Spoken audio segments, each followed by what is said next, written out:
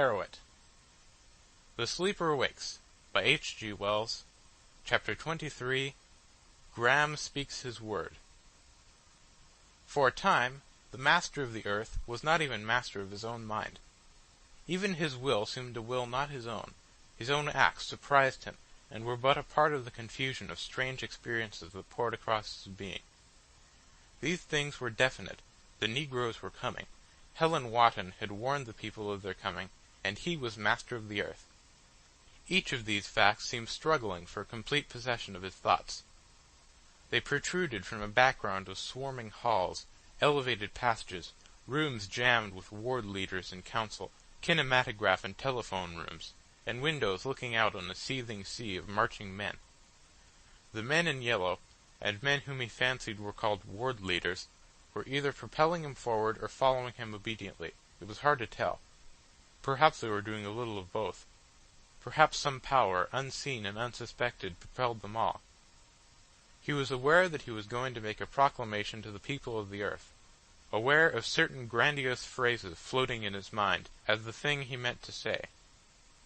Many little things happened, and then he found himself with the man in yellow, entering a little room where this proclamation of his was to be made. This room was grotesquely latter-day in its appointments. In the center was a bright oval, lit by shaded electric lights from above. The rest was in shadow, and the double finely fitting doors through which he came from the swarming Hall of the Atlas made the place very still. The dead thud of these as they closed behind him, the sudden cessation of the tumult in which he had been living for hours, the quivering circle of light, the whispers and quick noiseless movements of vaguely visible attendants in the shadows, had a strange effect upon Graham. The huge ears of a phonographic mechanism gaped in a battery for his words. The black eyes of great photographic cameras awaited his beginning. Beyond, metal rods and coils glittered dimly, and something whirled about with a droning hum. He walked into the center of the light, and his shadow drew together black and sharp to a little blot at his feet. The vague shape of the thing he meant to say was already in his mind. But this silence, this isolation, the withdrawal from that contagious crowd, this audience of gaping, glaring machines, had not been in his anticipation. All his supports seemed withdrawn together. He seemed to have dropped into this suddenly to have discovered himself. In a moment he was changed. He found that he now feared to be inadequate. He feared to be theatrical. He feared the quality of his voice, the quality of his wit. Astonished, he turned to the man in yellow with a propitiatory gesture. "For a moment," he said, "I must wait. I did not think it would be like this. I must think of the thing I have to say." While he was still hesitating, there came an agitated messenger with news that the foremost aeroplanes were passing over Madrid. "What news of the flying stages?" he asked. "The people of the southwest wards are ready." "Ready." He turned impatiently to the blank circles of the lenses again. "I suppose it must be a sort of speech. Would to God I knew certainly the thing that should be said. Aeroplanes at Madrid! They must have started before the main fleet. Oh, what can it matter whether I speak well or ill?" he said, and felt the light grow brighter. He had framed some vague sentence of democratic sentiment, when suddenly doubts overwhelmed him.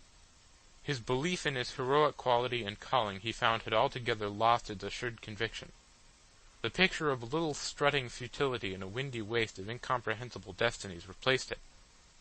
Abruptly it was perfectly clear to him that this revolt against Ostrog was premature, foredoomed to failure, the impulse of passionate inadequacy against inevitable things. He thought of that swift flight of aeroplanes like the swoop of fate towards him. He was astonished that he could have seen things in any other light. In that final emergency he debated, thrust debate resolutely aside, determined at all costs to go through with the thing he had undertaken. And he could find nowhere to begin. Even as he stood, awkward, hesitating, with an indiscreet apology for his inability trembling on his lips, came the noise of many people crying out, the running to and fro of feet. "Wait!" cried someone, and a door opened. Graham turned, and the watching lights waned. Through the open doorway he saw a slight girlish figure approaching. His heart leapt. It was Helen Wotton. The man in yellow came out of the nearer shadows into the circle of light. "This is the girl who told us what Ostrog had done," he said. She came in very quietly, and stood still, as if she did not want to interrupt Graham's eloquence, but his doubts and questionings fled before her presence. He remembered the things that he had meant to say. He faced the cameras, and the light about him grew brighter. He turned back to her. "You have helped me," he said lamely. "Helped me very much. This is very difficult." He paused. He addressed himself to the unseen multitudes who stared upon him through those grotesque black eyes. At first he spoke slowly. "Men and women of the new age," he said, "you have arisen to do battle for the race. There is no easy victory before us." He stopped to gather words. He wished passionately for the gift of moving speech. "This night is beginning," he said. "This battle that is coming, this battle that rushes upon us tonight, is only a beginning. All your lives, it may be, you must fight. Take no thought though I am beaten, though I am utterly overthrown. I think I may be overthrown." He found the thing in his mind too vague for words. He paused momentarily, and broke into vague exhortations, and then a rush of speech came upon him. Much that he said was but the humanitarian commonplace of a vanished age, but the conviction of his voice touched it to vitality. He stated the case of the old days to the people of the new age, to the girl at his side. "I come out of the past to you," he said, "with the memory of an age that hoped. My age was an age of dreams, of beginnings, an age of noble hopes. Throughout the world we had made an end of slavery. Throughout the world we had spread the desire and anticipation that wars might cease, that all men and women might live nobly, in freedom and peace. So we hoped in the days that are past. And what of those hopes?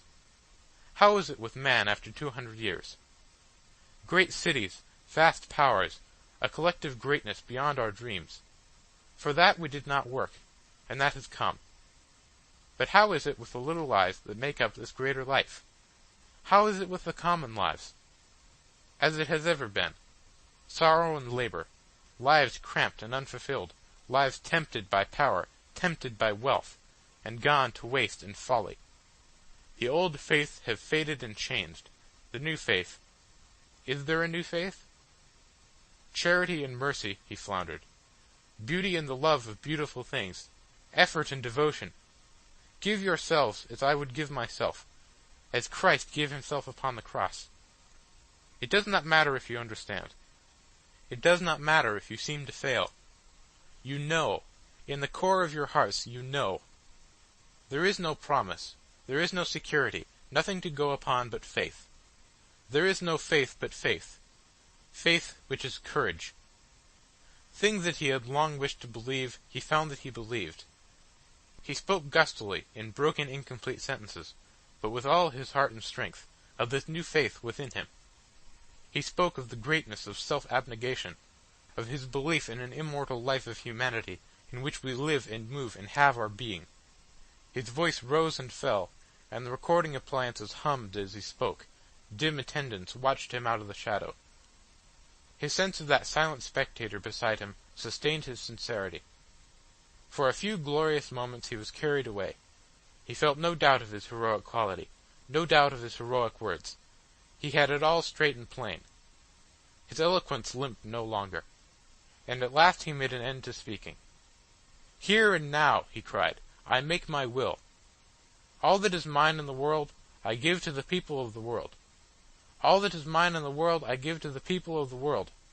To all of you. I give it to you. And myself I give to you. And as God wills tonight, I will live for you, or I will die." He ended. He found the light of his present exaltation reflected in the face of the girl. Their eyes met. Her eyes were swimming with tears of enthusiasm. "I knew," she whispered. "Oh, Father of the world! Sire! I knew you would say these things." "I have said what I could," he answered lamely, and grasped and clung to her outstretched hands. End of chapter 23.